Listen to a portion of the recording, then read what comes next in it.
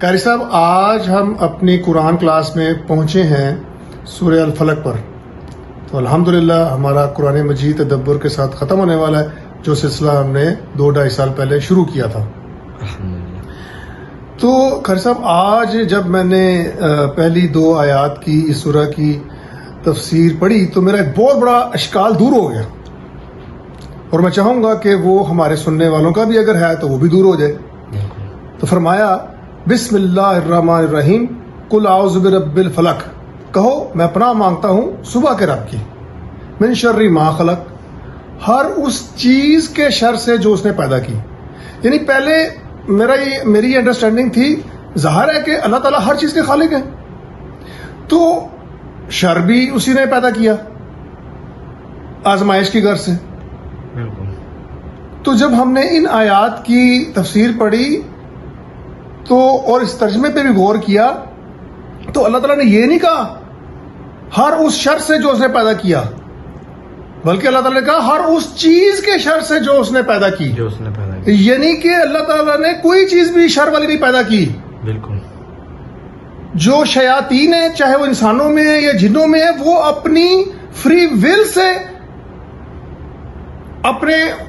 ول سے جو اللہ تعالیٰ نے اس کے اندر رکھی، اور خیر و شر کا جو ایک سمجھیں کہ اندر ایک وہ رکھا، ایک کیا کرنا چاہیے، وصف کہہ لیں.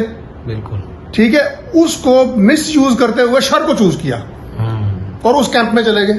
بالکل صحیح بات. مطلب کیا اللہ تعالیٰ نے شیطان کو شیطان پیدا کیا تھا؟ نہیں، وہ تو بہت بڑا مقرب جن تھا. بالکل صحیح بات.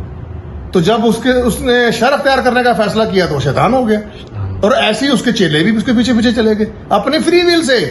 بالکل صحیح بات. ورنہ بہت سارے لوگ جو دوسری جن کو اشکال یہ کلیئر نہیں ہے، وہ کہتے ہیں جی ان کا شیاطین کا کیا قصور، جن کو اللہ تعالیٰ نے خود ایسا پیدا کیا ہے کہ وہ لوگوں کو گمراہ کرے. نہیں، اللہ نے ایسا نہیں پیدا کیا. بالکل.